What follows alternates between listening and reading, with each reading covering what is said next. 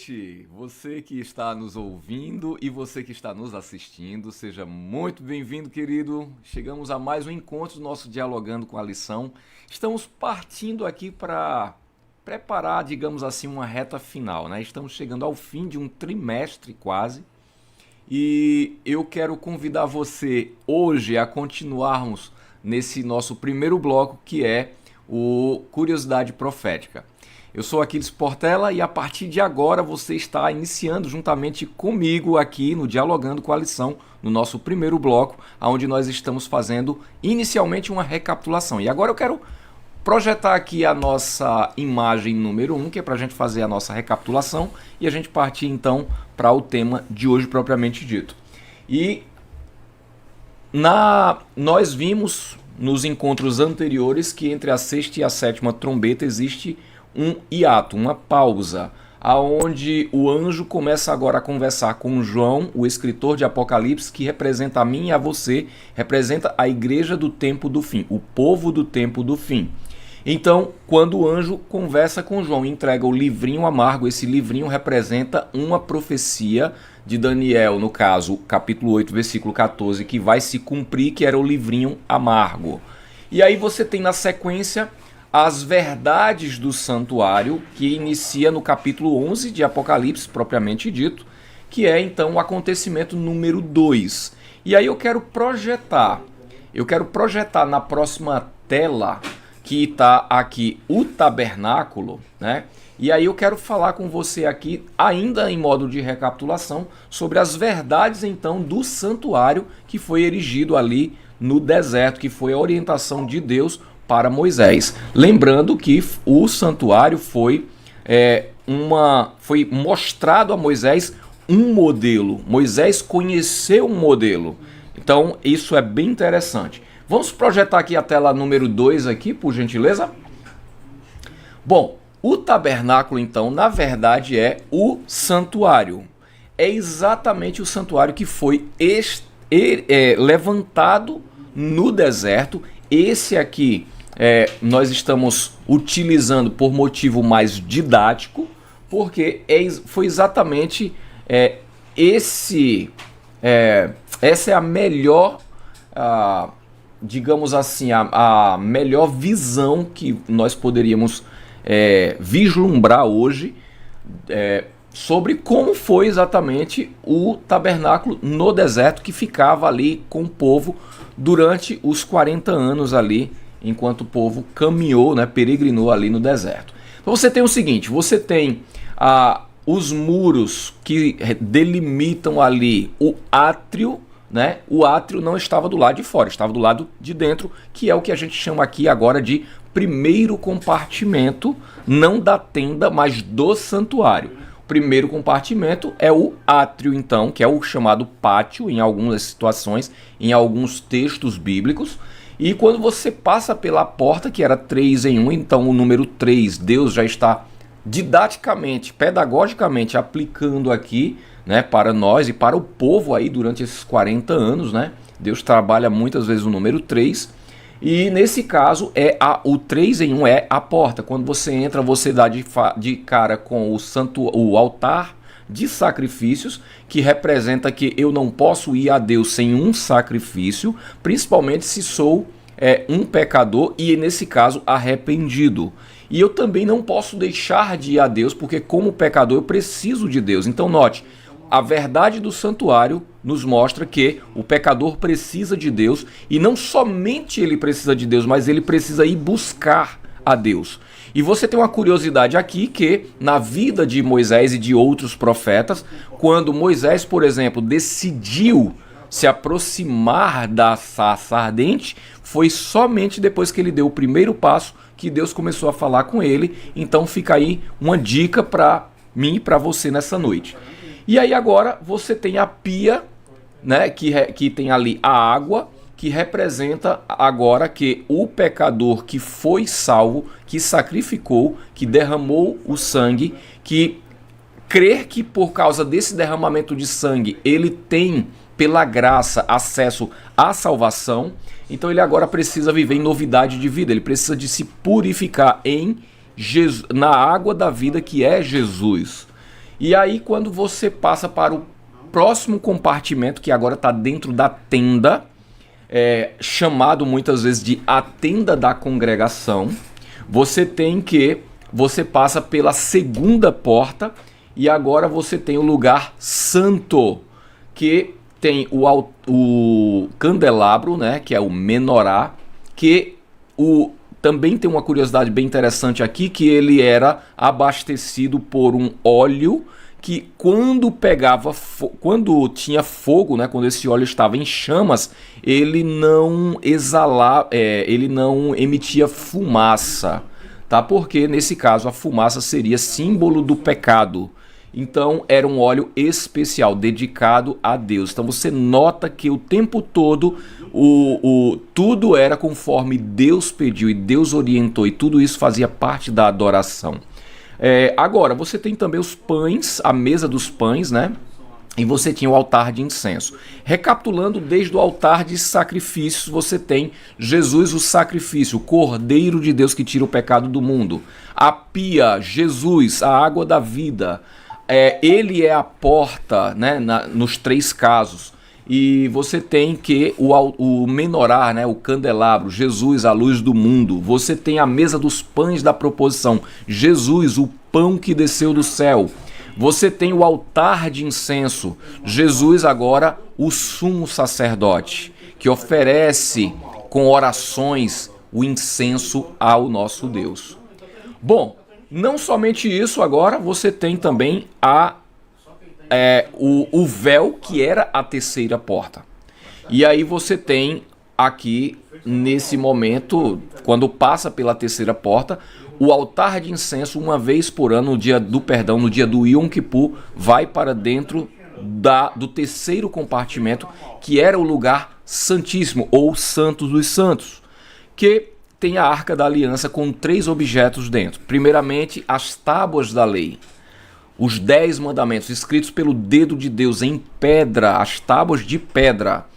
Também tem a vara de Arão, que miraculosamente floresceu em pleno deserto e operou milagres no deserto. Então, e você tem também o gomer, uma espécie de tigela com o maná, aquela comida que pedagogicamente Deus ensinou o povo a lutar pela sobrevivência, sendo que mesmo que você lute pela sua sobrevivência, você está sempre dependente de Deus, porque Ele é o doador de toda boa dádiva, Ele é o provedor. Mas não somente isso, o que acontece é que o maná, nesse caso, ele só caía, e agora eu faço uma errata. No nosso encontro anterior eu falei que era de segunda a sexta por motivo de pressa. Então eu peço desculpas, mas na verdade era de domingo, do primeiro dia da semana à sexta-feira. Sendo que não era para juntar para o próximo dia, dia após dia, com exceção da sexta-feira, que era para pegar uma porção dobrada, porque o maná não caía no dia de sábado. E aí, querido, isso é uma lição para mim, para você, que as coisas de Deus não é conforme o homem quer. Porque quando o maná caía, algumas pessoas resolveram não trabalhar dia após dia pelo seu sustento, entre aspas, digamos assim, e resolveram procurar o maná, procurar estocar para não ter que pegar no outro dia, sendo que Deus queria ensinar que nós devemos lutar do primeiro dia da semana ao sexto dia da semana, e ao sétimo dia separar para Deus. Essa era a moral da história. Então no sábado, no sétimo dia, não caía, porque é dia de encontro com Deus, dia de adoração. Então tudo já estava programado. E aí, nesse dia, o maná não se estragava, nos outros sim. E agora o gomer com o maná, nós não temos o maná se estragando dentro da Arca da Aliança, ou seja, o sobrenatural aqui. Mas não somente isso, você tem o Shekinah. Você tem fogo nos 3 compartimentos. Então, fogo 3 vezes, porque o nosso Deus trino é fogo consumidor. E muitas outras verdades como essa, que você pode estudar mais nas verdades do santuário. Inclusive existe um estudo sobre isso, né? Exatamente com esse mesmo nome, tá bom? Hoje nós estaremos iniciando então, para finalizar o nosso trimestre, nas duas testemunhas mártires. Algumas pessoas perguntam quem são as duas testemunhas mártires. Hoje eu só quero fazer somente uma pergunta a você. Quem não são as duas testemunhas mártires? Porque algumas pessoas, de forma precipitada, dizem que as duas testemunhas mártires do capítulo 11 de Apocalipse são Moisés e Elias. Sendo que Elias não morreu, Elias foi vivo para o céu. Então não poderia Elias ser um mártir. Então essa ideia de que Elias e Moisés seriam as duas testemunhas mártires que aparecem no Apocalipse, ela não tem sustentabilidade teológica. E então eu já digo para você hoje que as duas testemunhas mártires que nós estaremos estudando então de forma específica no nosso próximo encontro que decididamente não são Moisés e Elias. E agora eu pergunto para você que está nos assistindo, quem que você acha que são as duas testemunhas mártires?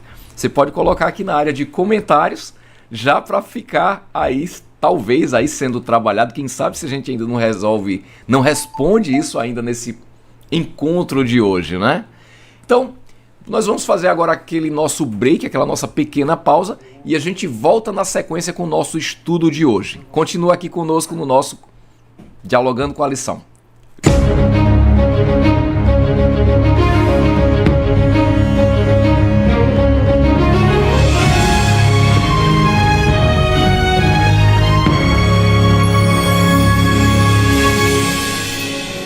A educação e o desenvolvimento humano, no entanto, ocorrem principalmente no ambiente familiar e são complementados pela atuação da igreja. Encontro de casais, encontros para solteiros, viúvos e divorciados, cursos para noivos, escola de pais, livros, CDs, DVDs, portal da educação adventista são alguns dos esforços feitos para a capacitação das famílias para essa nobre tarefa. Pois ao oferecer um ambiente cercado de amor e esperança, estamos atuando na formação do caráter de cada ser humano e das novas gerações. Voltamos então no nosso Dialogando com a Lição. Hoje nós temos o selo de Deus e a marca da besta, parte 1. É um tema bem ácido, é um tema bem... como é que eu posso dizer? É um tema sensível, né? Sensível para algumas pessoas, porque não dá para ser...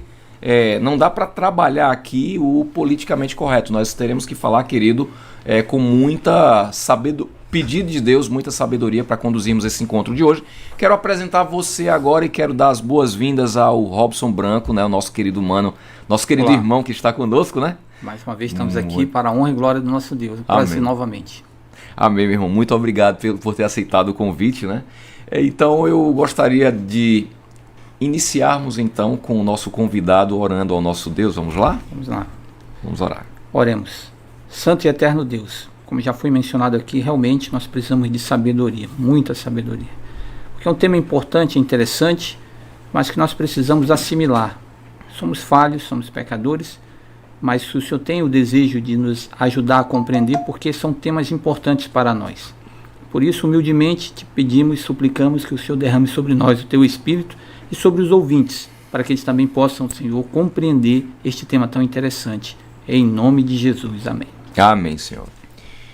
Querido, é o seguinte, nós estamos transmitindo nesse momento pelo YouTube, mas também estamos transmitindo pelo Facebook, não é? Então é o seguinte, o que é que eu quero pedir a você? Você que está nos assistindo, que você pegue o link que está aqui, ou então clique no botãozinho compartilhar.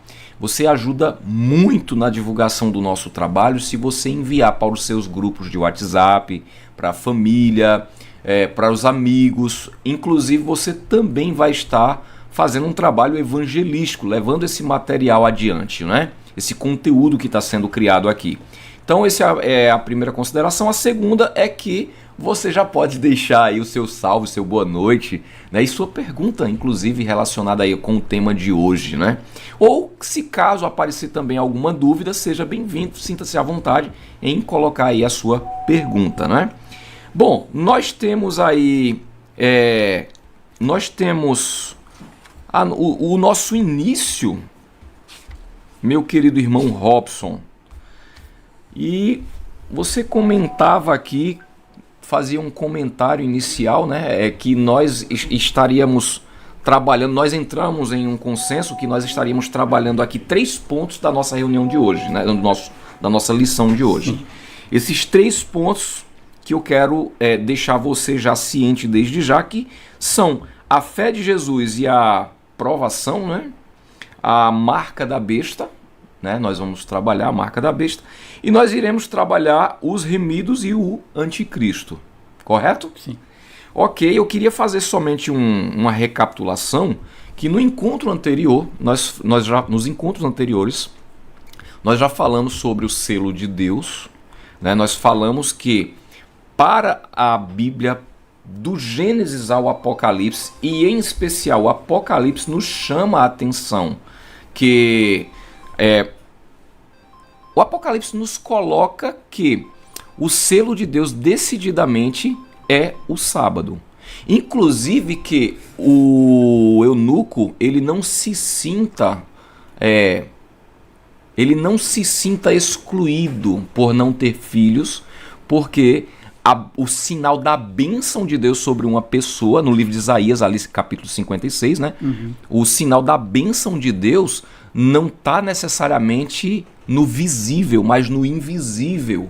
Quando o ser humano tem a bênção de Deus, ele tem que se sentir merecedor, ele tem que aceitar, crer nessa bênção, e aí nesse caso, Deus vai trabalhar ali sobre o sábado, né? Quem guarda o sábado, inclusive ele fala que entra em aliança com Deus. Então ele está excluindo aqui, no caso do eunuco, um decepado, por exemplo, ele não poderia ter, não poderia fazer ali participar de circuncisão, ser circuncidado, apesar de ser homem, né?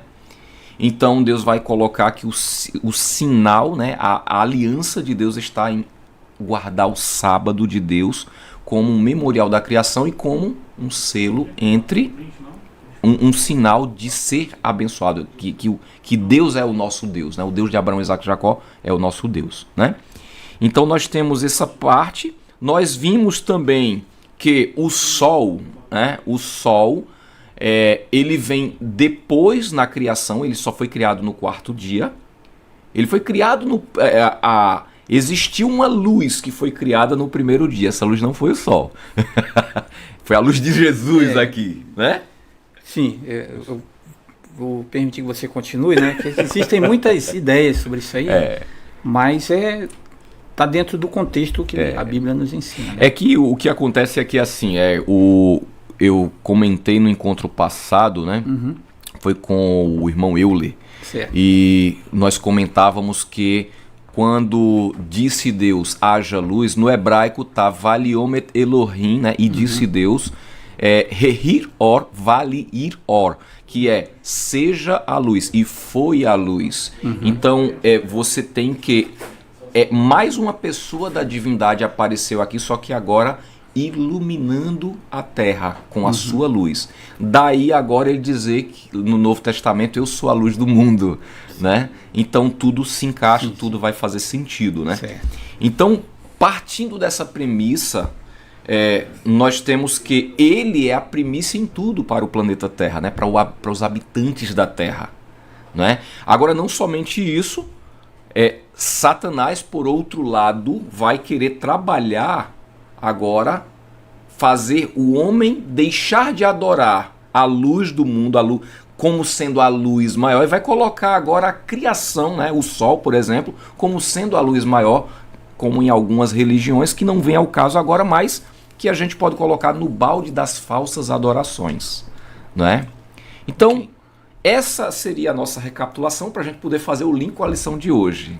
Deixei de falar alguma coisa ao seu ver? Não, tá tranquilo. O que eu poderia contribuir também nessa questão é que o fato da adoração, ela é uma característica humana.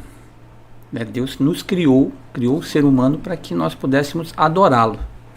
Esse foi um fato que nós podemos ver que hoje o mundo, independente de quem está sendo adorado, adora alguma coisa. Então isso é uma característica humana, é um fato que nós não podemos negar. No entanto, como você já disse, né, o homem é atraído por adorar alguma coisa. E por isso, um dos objetos, ou um ser que já foi comentado aqui, né, que quis ser adorado, conforme diz Isaías capítulo 14, é Satanás. Que ser adorado no lugar de Deus. No entanto, ele, através das suas artimanhas, que é o que a lição está trabalhando, né, nesse ponto, é exatamente tirar o foco de Deus para colocar o foco nele, porque nós vamos ver daqui a pouco que a autoridade de todo o sistema religioso é dele. Ele está por detrás de tudo isso aí. É verdade? Então, assim, aqui no início da lição, ela vai falar uma coisa interessante, né, que lá em Apocalipse 7, no versos 2 e 3, vai falar sobre o selo do Deus vivo, que é colocado na testa, né, dos servos de Deus. E aí eu queria fazer uma comparação aqui, dentro desse mesmo contexto, com Ezequiel capítulo 9. Ezequiel capítulo 9, ele traz uma coisa interessante, que Deus ele ia destruir o povo de Israel, a cidade de Jerusalém. Mas antes, né, antes de destruir, ele queria colocar o selo na testa, ele queria marcar a testa dos servos de Deus, daqueles que gemiam, daqueles que estavam chorando por causa das abominações. Que abominações era essa? Dentre as abominações que fala o capítulo 8, que era a idolatria, estava também a adoração ao sol. Exato. Né?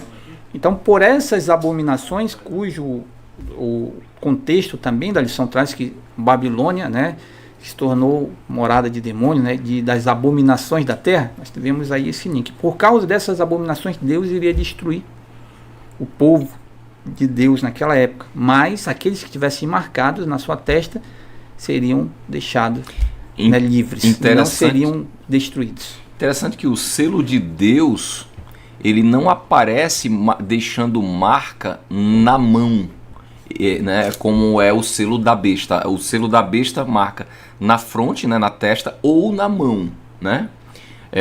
E o selo de Deus marca somente a fronte. A fronte, né, é a representação da consciência, uma escolha consciente. É assim que Deus trabalha. Satanás ele age através do engano, que vai atingir a consciência, mas também da coerção, que a mão vai símbolo então do poder de segurar e levar, de coergir, né, de prender a pessoa. Né, coerção, ou talvez poderia ser também a salvação pelas obras. Uma forma também, uma imposição, né, ele impõe. Então, esse seria mais ou menos essa questão. Uma outra coisa interessante também que a gente poderia notar, ainda nessa parte, é que Deus ele deu um prazo, né? Nós analisamos aqui nos estudos anteriores, né, conforme a lição diz, né, eu queria deixar claro, eu sei que existem as contradições, mas a lição ela deixa claro que Apocalipse 4 e 5, né, está relacionado ao juízo. Então, quando nós vamos para o capítulo 7, nós vemos o selo de Deus que acontece na sequência. E antes de ser destruído, Deus havia selado seu povo. E o capítulo 8, ele fala exatamente desse final. Ele fecha a sequência, ele é um encerramento, é o fechamento da porta da graça, como nós conhecemos, né? Fechamento, capítulo 8 ele traz. Então nós temos uma sequência, 4, 5, 7 e 8, fechando aí um contexto, que é interessante, que eu também aproveitando para os nossos amigos ouvintes, né, e trazendo aí essa questão, por que nós devemos estudar tudo isso? Por que a gente precisa aprender isso, né? Qual é o fator interessante de conhecer as profecias? Uma pergunta interessante, né? Qual é o fator interessante de nós podermos estudar as profecias? Por que eu devo estudar as profecias? Bom, primeiramente, pelo que eu creio, pelo que o texto nos diz, é que isso nos ajuda na salvação, né?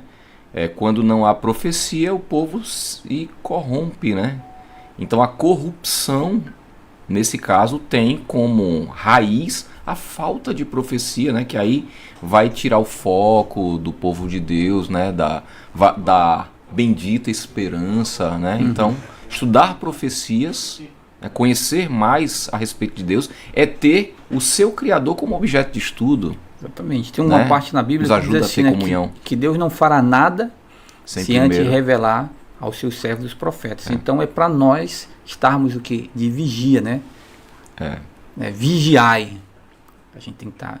Os fatos estão acontecendo aí. Bom, é o seguinte, nós temos o conflito entre Cristo e Satanás. Eu vou então avançar, né?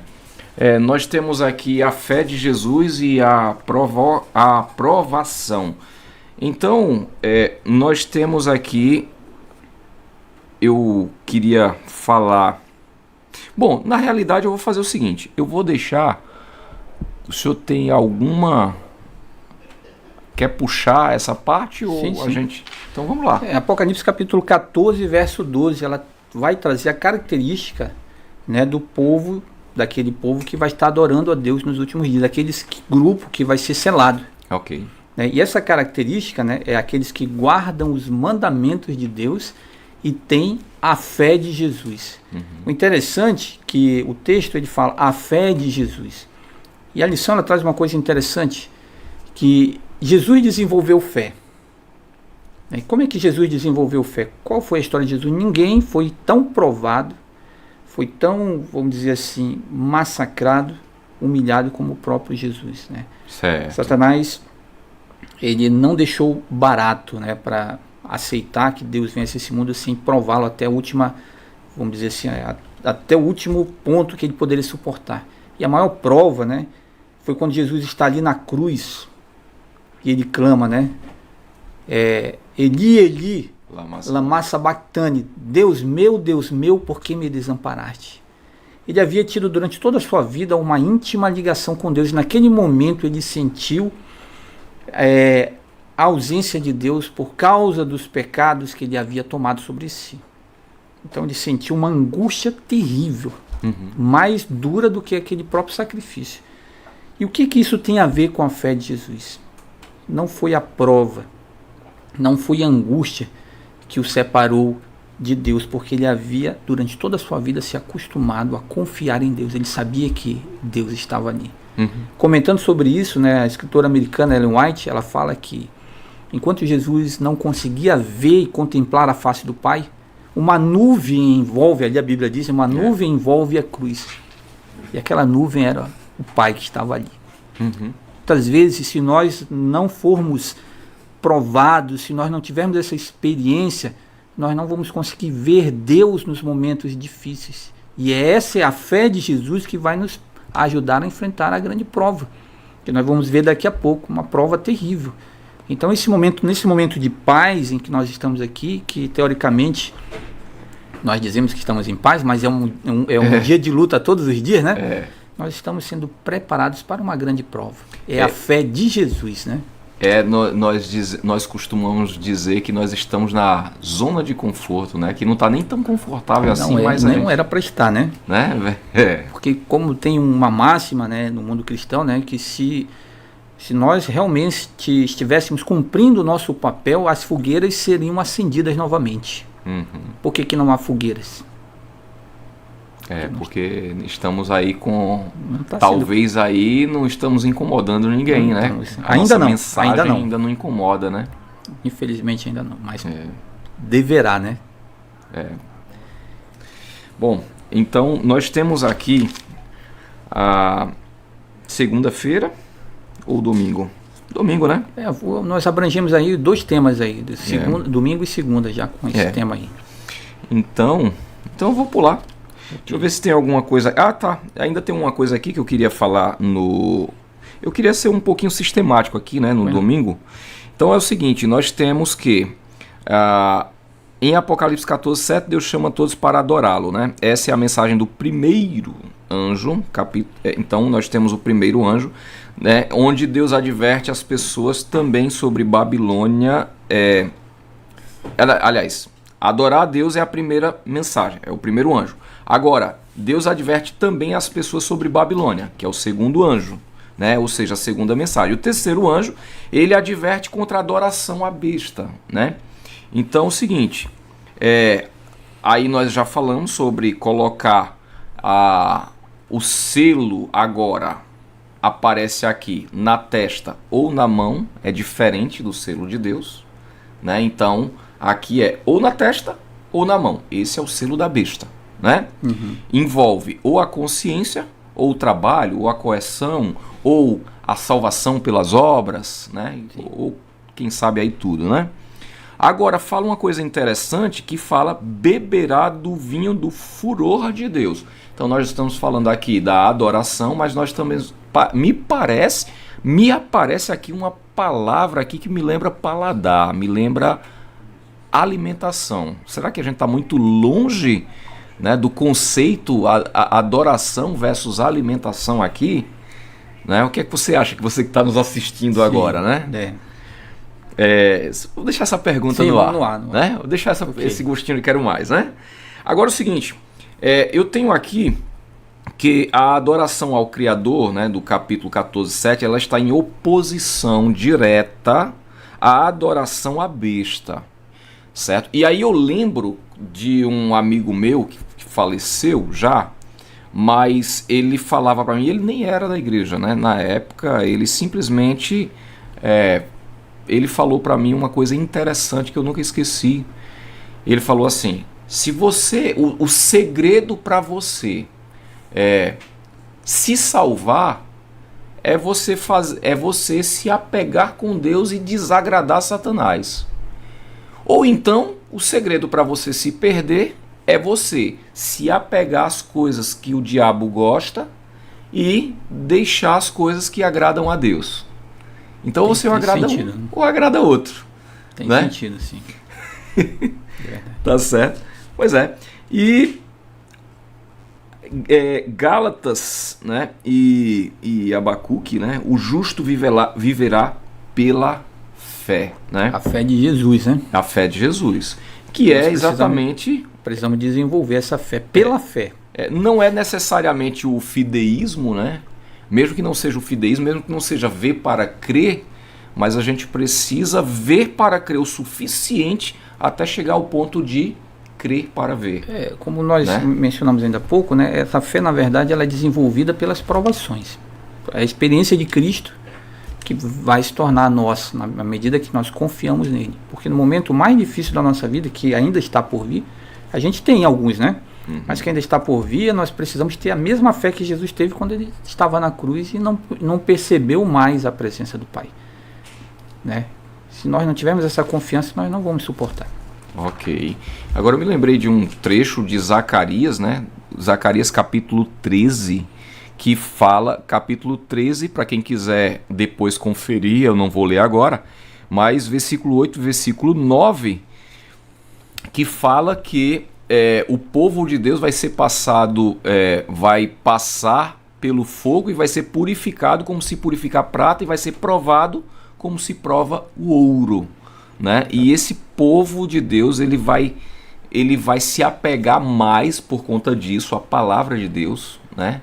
Vão se consolidar nos caminhos de Deus e é justamente então essa fé posta à prova que seria, no caso, esse fogo aqui no contexto, né? Sim, eu acho que a gente, fazendo um link com o segundo ponto, né, questão da marca e dos remidos, é que lá em Apocalipse também, que nós vimos no capítulo 7, nós temos aí, dentro no contexto do capítulo 7, um grupo que é selado como primícias.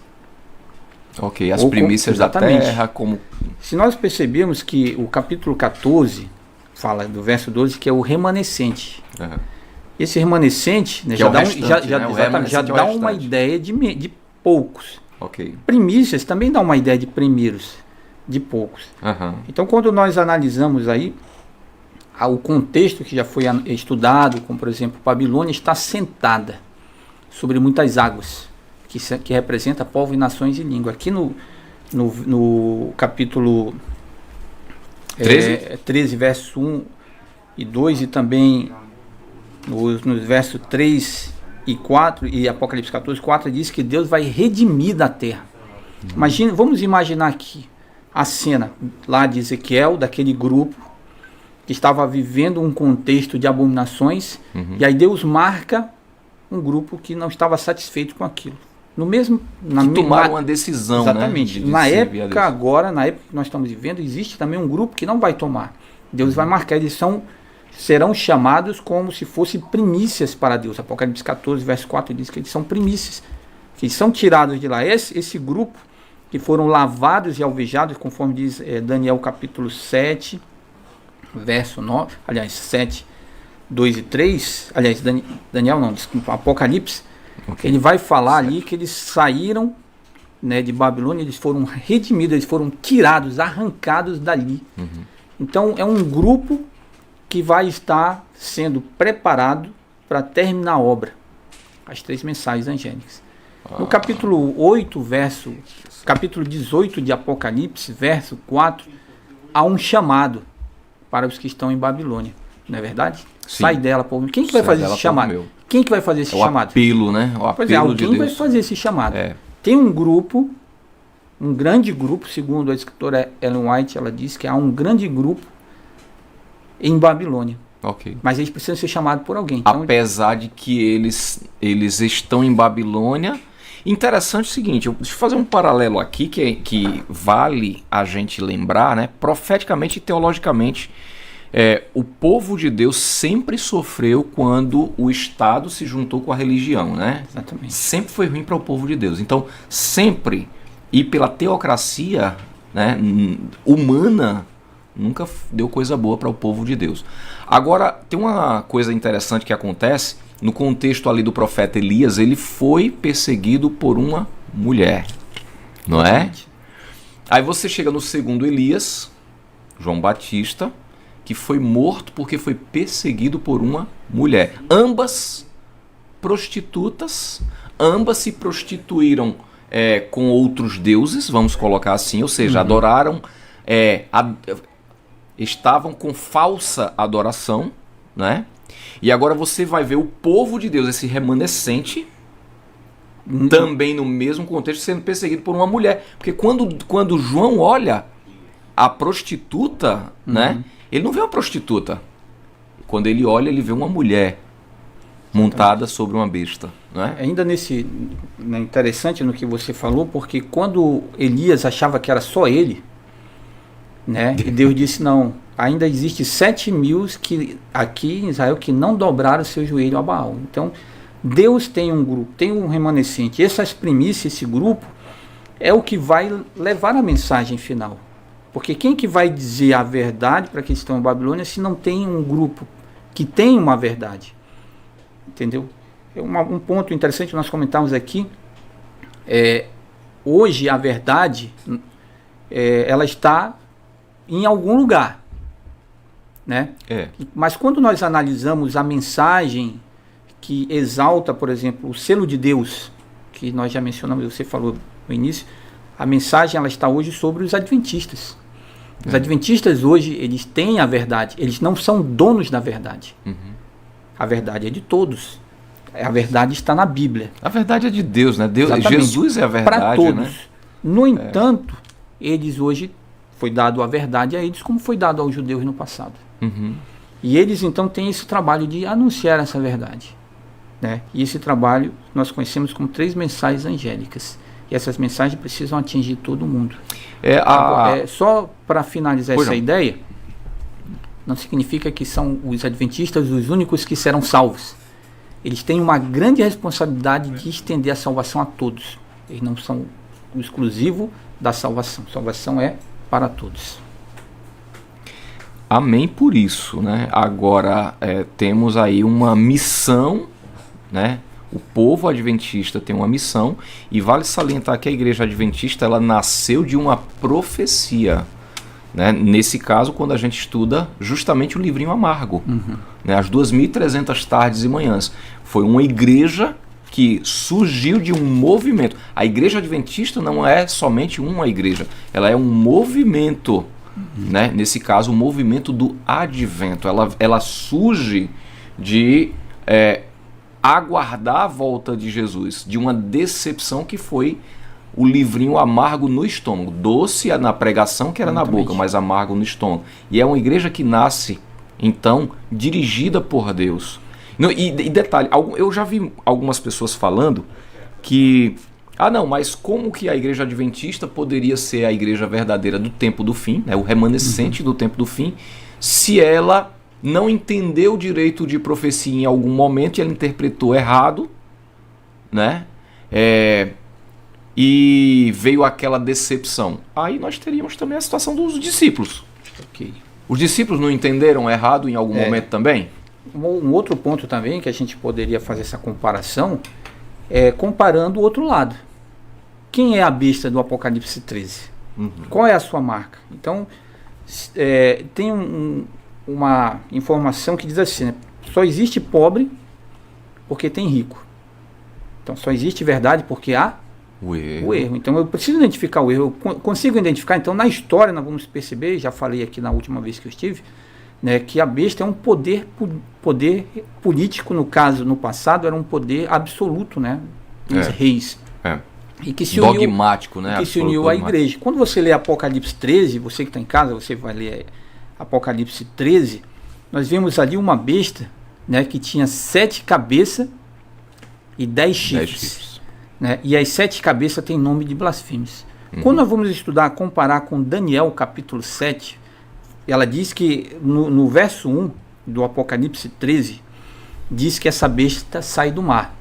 Daniel capítulo 7, verso 2, diz que 4 animais saem do mar. E sabe quais são esses animais? O leão, o urso e o leopardo. E o animal terrível, né? Não, o animal terrível, na verdade, é a união desses. Porque quando a gente vê aqui, ó, no capítulo 13 de Apocalipse, quem que está presente lá? A besta aparecer com o quê? Com leopardo, é a ordem inversa. Leopardo, o urso e o leão. Você já viu um animal assim? Você já viu uma mistura de um animal assim? Não é terrível esse animal? Aí seria então, uma aberração total, né? Quando a gente vai para a história, a gente vai ver que o leão representava a Babilônia, que foi sucedida pelo Império Persa, que representava o urso, e posteriormente pelos gregos, que representava o leopardo. Então, na verdade, é uma sucessão de impérios, que vai culminar no último, que foi Roma, que é um animal terrível. Quando nós vamos para o contexto historicista, e eu dou ênfase no historicista da linear, que começa da época dos apóstolos e vai na sequência. Nós vamos ver que ele estava na época de Roma. O Império Romano ele foi dividido, né, em 10 partes segundo a história, quando ele foi atacado pelos os povos bárbaros. Mas desses 7, 3 foram destruídos. Os Herulos, os Vândalos e os Ostrogodos, que são os godos do leste. Né? Nessa época, tentando contextualizar aqui para finalizar, nessa época, né, o Império Romano já tinha uma igreja oficial, que foi dada por Constantino, o filho dele, Teodósio, a igreja cristã, que se tornou cristã romana, era a igreja oficial do Estado. E aí vale salientar que a tradição, e não a história, os registros históricos, vai insistir em dizer que a igreja romana já existia desde os dias de Jesus. Não, foi constituída por Constantino, aliás, por Teodósio, 381. Isso está devidamente documentado na história. Isso é fato histórico. Assim como nós temos um registro da verdade, nós também temos um registro do erro. E então isso me leva a uma pergunta, meu querido irmão. Por que então que dizer que, por exemplo, Pedro teria sido o primeiro Papa? Isso é uma tradição. Tradição, não registro histórico, correto? Não, tradição. Essa tradição. A tradição fala. E existia, inclusive, na época, aqui nessa época, existiam outros papas, não era só um. Teve uma época que tinha 5.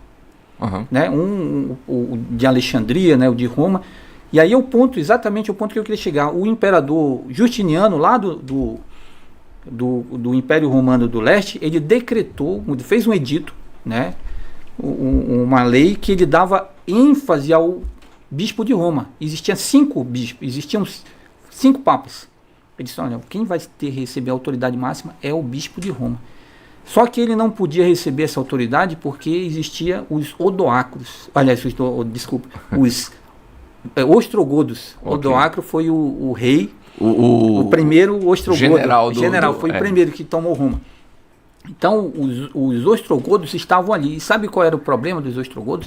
É que eles traziam uma religião cristã ariana, que era contrário o que aceitava a poligamia, né? Exatamente. Aí o que acontece? O Justiniano mandou um general lá chamado Belisário, e aí durante 20 anos ele lutou com eles, né, e expulsou os ostrogodos dali da península. Já tinha destruído os vândalos, depois os herúleos, ou seja, das 10 cabeças, 3 foram embora. Das 10 partes, dos 10 chifres, ficaram apenas 7. 7 cabeças. A besta do Apocalipse 13 tem quantas cabeças? 7 cabeças. 7. Quantos reinos tiveram na história que sustentaram o poder religioso? 7. É coincidência? Seria coincidência demais para ser só coincidência. Então, né? assim, resumindo, se há um registro da verdade, também há um registro do erro. Eu não posso simplesmente dizer, não, a igreja adventista, a igreja... Não. Se eu tenho a verdade, então existe também um registro. Se eu tenho um registro da verdade, também tem um registro do erro. Okay. Então, é questão de aceitação. Você não pode negar. Né? Ok, então...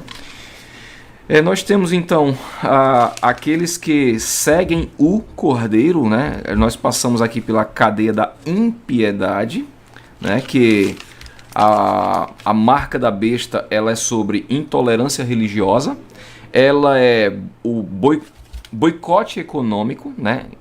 Vai acontecer um problema que vai diretamente no bolso de todo mundo, né? Que seria, entre aspas, a parte que dói, né? Aí fala sobre perseguição, decreto e morte. Eu queria até aproveitar para os nossos ouvintes aí, se eles sabem o que é a marca da besta, né? Porque dizem, né, por aí, e a maioria dos cristãos acredita, que é um chip que vai ser colocado aqui. Inclusive já existe, né? Aí o chip, todo mundo está com medo, né? Que Mondex, né? Como é que se diz? É a nova identidade que você vai ter, então você vai ser proibido de comprar e vender. Mas será que é isso mesmo? Será que é um chip? O interessante é que no contexto de Apocalipse capítulo 13, nós estamos falando da marca da besta porque está em algum lugar da Bíblia. E esse lugar é Apocalipse capítulo 13. Exatamente. Agora, o interessante é que você nota que adoraram a besta. E eu me pergunto o seguinte, para quem acredita que é o chip. Se você coloca só o chip, você está adorando o quê? Como que você está adorando, né? É o ponto. Porque se você perceber que as cabeças que a besta tem, elas têm nome de blasfêmia. E a lição lá traz que blasfêmias está relacionado à adoração. E no caso daqui da adoração, ao se colocar no lugar de Cristo, porque a palavra anticristo não é só contra Cristo, mas é se colocar no lugar dele. Então, quando eu me coloco no lugar de Cristo, quando eu assumo as prerrogativas de Deus, eu sou um anticristo. E nesse caso está requerendo uma adoração. Nesse caso a gente está falando a gente volta lá no assunto do santuário, porque aí você tem o sacerdote de uma determinada igreja que ensina adoração falsa. Exatamente. Né? Esse sacerdote diz que ele representa aqui o ofício que tem ali dentro do santuário, sendo que o santuário foi destruído no ano 70. Então nós não temos mais nenhum santuário de Deus operando na terra hoje. Entendi. Aí, uma coisa, exatamente. Aí dentro dessa questão da adoração do santuário, o doutor Samuel, né, Bacchiocchi, ele fez uma pesquisa doutoral na PUC de Roma, onde ele diz que o estabelecimento do domingo ou dia do sol, ele começou em Roma por volta do ano 134.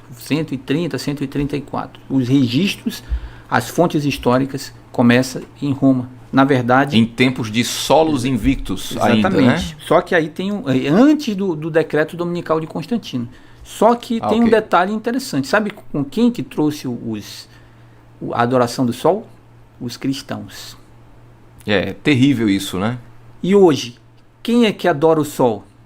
E ainda batendo de frente, quem não crê assim seria taxado de errado, exatamente, né? Então não é assim, uma novidade. Isso já acontece desde o ano 134, segundo a pesquisa doutoral, né, que foi aplaudido, né, lá pela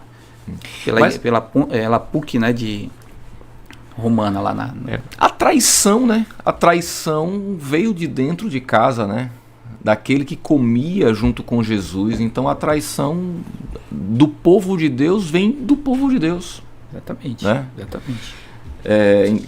Bom, nós temos aqui os que seguem o Cordeiro, né? A primeira besta do Apocalipse capítulo 13, ela recebe o poder, o trono e grande autoridade, mas nesse caso não de Deus, ela recebe do dragão.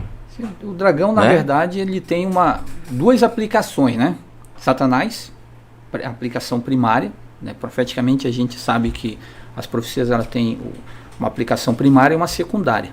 A primeira aplicação é Satanás, é o dragão, e a segunda aplicação é o Império Romano pagão, que nunca deixou de existir.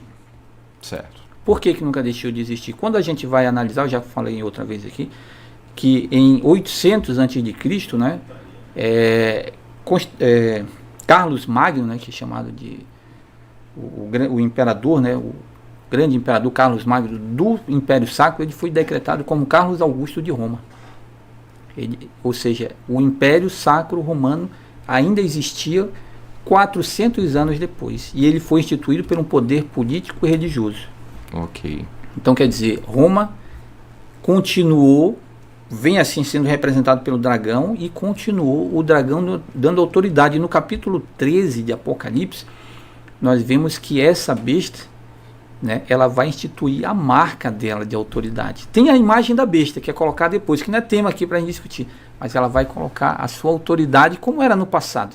Eu queria deixar aqui uma pergunta no ar, né, para quem está assistindo a gente. Eu não queria que a gente respondesse agora, mas para você colocar aí nos comentários, né? Então, nesse caso, como é que eu digo aqui? O dragão, então, tem nada a ver com o dragão vermelho, né? Que alguns estão achando hoje em dia que é a China. Você não sabia, não. Você mesmo? O dragão do Oriente, né? Que é o dragão vermelho, né? O doutor Rodrigo Silva, né? Ele, nas suas pesquisas, né? Ele apresenta, né, uma coisa em relação ao dragão, né? Dragão de 7 cabeças, que já era, desde a época da Babilônia, desde os povos antigos, ele já era considerado como uma figura do mal. Um dragão de 7 cabeças. Ok. Bom, tem algumas perguntas que estão ali. Daqui a pouquinho vai chegar a hora da gente da gente responder essas perguntas. Podemos passar aqui então para a nossa reta final, os remidos e o anticristo, né? Já estamos nela, já estamos nela, já estamos trabalhando ela. Então é o seguinte, nós temos aqui então Jesus é o nosso único mediador, e nós temos as marcas distintivas do poder da besta. Então, nesse caso, nós estamos falando do poder da besta. Note, a besta não é a mulher, que fique claro, né? Não, a mulher está sentada, carregada sobre a besta. Mulher é igreja, né? Isso. Mulher é igreja, e besta é poder, né? Exatamente. No passado não se distinguia, até porque, se a gente for levar em consideração que o poder absoluto, né? O regime político era o imperador absoluto, né? Então se unir ali, né? Eles tinham um poder único. Hoje nós não temos, na nossa época, não temos um poder absoluto. Nós temos uma democracia, nós temos, né, um presidencialismo democrático, que significa que os poderes eles são separados. Ainda que eles possam estar convergendo nas ideias, mas você vê uma mulher e você vê uma besta. Você vê um poder político e você vê uma igreja. Ok. E o poder político, nesse caso do contexto aqui que nós estamos trabalhando, ele é político e religioso ao mesmo tempo, né? No passado eles eram a mesma coisa. Os papas instituíam e colocavam reis. E nesse caso, esse poder político e religioso é o poder papal. Exatamente. Né? E inclusive, só uma pincelada para a próxima lição, quando a Revolução Francesa, ela viu, a lição ela fala que foi destruída uma das cabeças, não foi as 7. Uma das cabeças. E uma dessas cabeças era o poder político que havia em Roma. Né? Quando o imperador, quando Berthier, né? General, ele chegou lá e ele não queria destruir. Ele não queria chegar lá e prender o Papa. Não vou te prender. Não foi assim. Ele disse, olha, vocês, a partir de agora, vão se tornar república. Ele não aceitou. E aí ele foi preso. Porque ele não queria se tornar uma república. Porque o império, aliás, a Revolução Francesa era para estabelecer a república no lugar do absolutismo. Bom, então ele fala o seguinte: a besta do Apocalipse é um poder religioso apóstata, passo número 1. Ele sai de Roma pagã, ou seja, a Roma histórica, né? Sim. Roma histórica, e ele cresce até se tornar um sistema mundial de adoração. No Apocalipse a gente vê isso claro, né? Seguiu a besta toda a terra, né? Cujos nomes não estão escritos no livro da vida. Exatamente. Então, e ainda dizendo, né? Exaltando a besta, quem é como a besta, quem poderá pelejar contra ela? Adoração. Ou seja, adoração, né? Adoração. Então, nesse caso, me parece que a besta operou algo a nível global. Se como tem um texto bíblico que diz assim, poderão andar dois juntos se não estiverem de acordo? Uhum. Né? Então nós vimos aí o poder da besta, né, colocando as suas ideias contra aquilo que a Bíblia está ensinando. Ou seja, o paganismo e o cristianismo podem se misturar? Não dá, né? Não dá. Mas estão tentando. Ou seja, podem aí estar é o em movimento acordo. ecumênico, né? Exatamente, mas as ideias pagãs então foram introduzidas. Por exemplo, que dia significa domingo? Dia do sol. E o sol veio de onde? Do paganismo. Do paganismo. E as imagens? Do paganismo. E a adoração aos mortos? Do paganismo. E agora vem o politicamente correto, né? Que agora também está entrando, né? Por isso que aí a gente fala que é uma Babilônia, porque é uma grande confusão, né? Tudo isso, vamos dizer assim, todas essas ideias religiosa, né? pagãs, elas se converteram ao cristianismo para Entre enganar. aspas. Ok. O cristianismo nominal, né? É um cristianismo que é de nome de blasfêmias. Uhum. É aquilo que a Bíblia fala. O que é nome de o que é blasfêmia? É se colocar no lugar de Deus, assumindo a prerrogativa de Deus através das tradições. Uhum. Na sexta-feira nós temos aqui então um fechamento que diz o seguinte: desde a origem do grande conflito no céu, né, quando tudo era perfeito, em algum momento na eternidade começou alguém a questionar os desígnios de Deus, o governo de Deus, a lei de Deus, né, o próprio Deus. O propósito de Satanás tem consistido em destruir a lei de Deus. Para cumprir esse objetivo, né, que é um objetivo único, ele vai no cerne, que é a lei de Deus. Uhum. E você nota que às vezes os cristãos estão fazendo igual a Paulo, né, na certeza de que está fazendo certo, está combatendo os irmãos, né, que foi assim no passado, né? Matar em nome da fé. Exatamente. E aí, para cumprir esse objetivo, ele, Satanás, né, se rebelou contra o Criador e, embora tenha sido expulso do céu, continuou a mesma luta na Terra agora. Trouxe a guerra dele para o planeta Terra, né? E envolveu agora a raça humana, né, já que a raça humana caiu, né? Sua constante meta tem sido enganar os seres humanos para induzi-los a transgredir a lei de Deus. Eu acho interessante o seguinte: quando a gente fala sobre o sábado, às vezes, vem o irmão, e note, eu não estou falando a palavra irmão com nenhum desdém, com nenhum desprezo. Irmão de boca cheia mesmo, irmão nosso, de outra denominação, e fala assim: mas Jesus curou no sábado. E eu me lembro que nesse contexto, quando a gente fala, você curou no sábado, a gente está falando aqui de quem? Que está acusando Jesus. São fariseus, que teoricamente tinham a adoração verdadeira, né? Teoricamente. Né? Segundo o professor, o doutor Samuel Bacchiocchi, né, e eu também fui pesquisar, né, o imperador Adriano, ele tentou conter uma revolta dos judeus.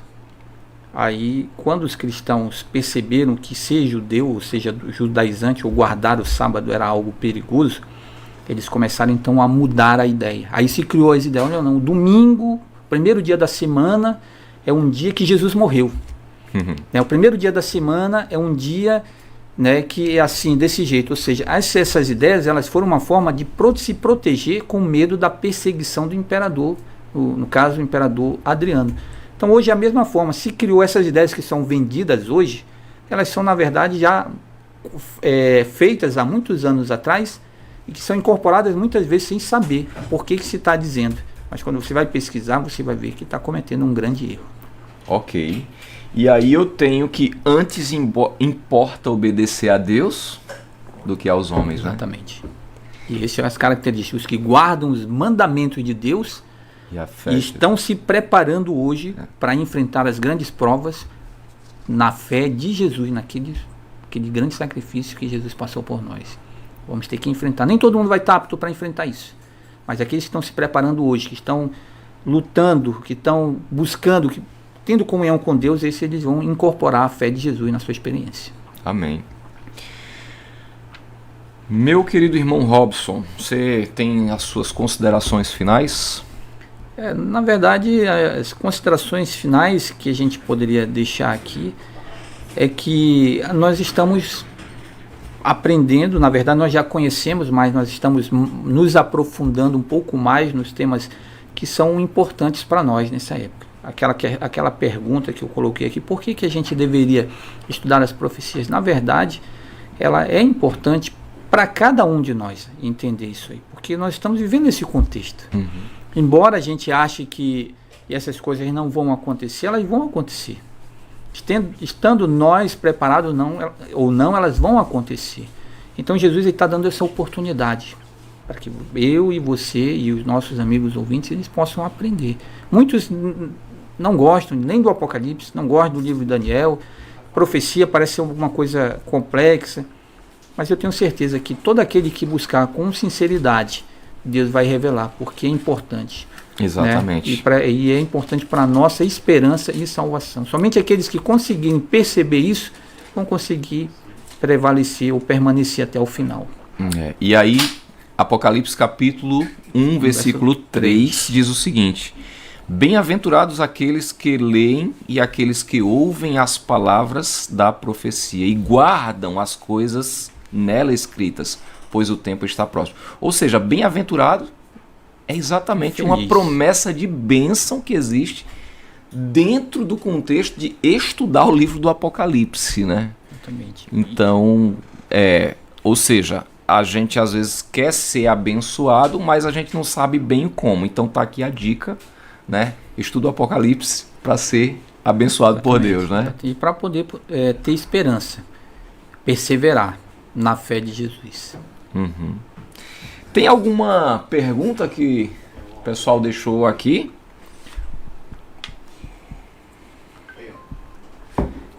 Roquelane, boa noite. Boa noite. Que mais? Roquelane.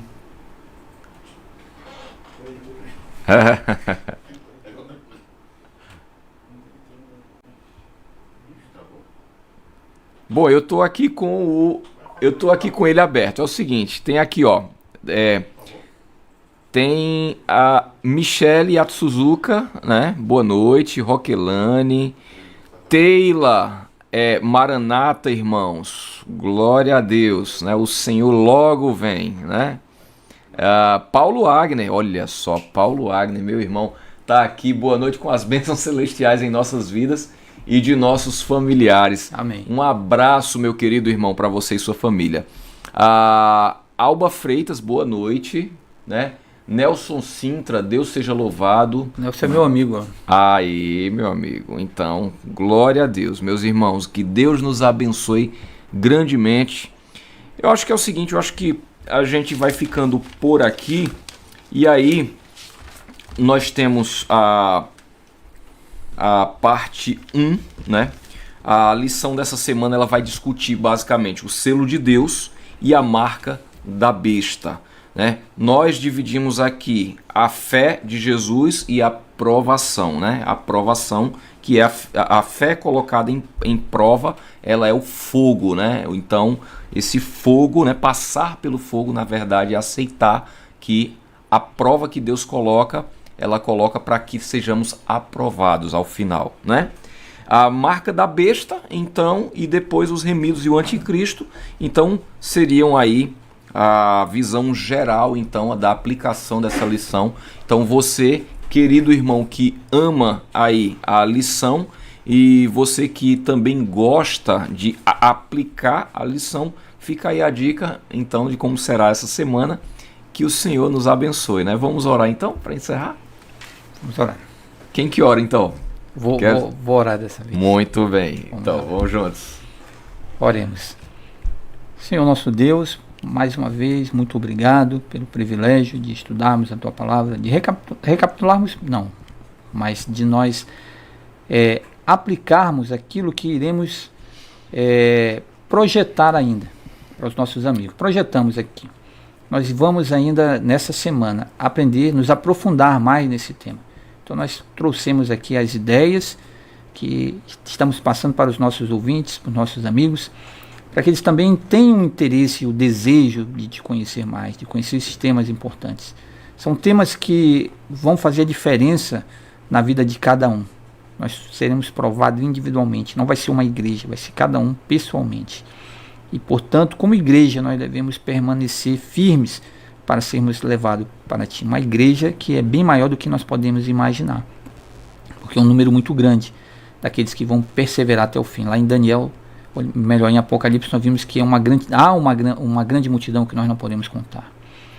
Mas nós, Senhor, temos uma grande missão, que é anunciar essas verdades. Eu sei que talvez tenha alguém que possa se sentir ofendido, mas não é nosso propósito. Nós apenas citamos a Bíblia e a história. E que isso possa servir de base para nos alertar de que a história vai se repetir novamente. Portanto, que o Teu Espírito, meu Deus, ele nos ilumine e nos capacite a aceitar e a seguir em frente nesse caminho. Amém. Em nome de Jesus. Amém. Amém, Senhor. Querido, então estamos encerrando mais um encontro. Eu quero agradecer então ao Elcimar e à doutora Cislane, como as pessoas que idealizaram todo esse projeto do Dialogando com a Lição. Estamos aí dispostos a colocar você no grupo do WhatsApp do Dialogando com a Lição. Se você já está nos grupos do Fato Amazônico, ótimo, mas nós podemos ter o nosso grupo específico do Dialogando com a Lição. Se você gosta da ideia, então coloque o seu telefone na área de comentários aqui, depois a gente vai ler novamente e vai colocando então todos esses telefones. Nós vamos então montar o nosso grupo do Dialogando com a Lição, tá bom? Então, que a graça do Senhor Jesus, o amor de Deus, o nosso Pai e a comunhão excelsa do Santo Espírito estejam sobre todos nós, desde agora para todo sempre, em nome de Jesus. Amém. Nos vemos no nosso próximo encontro.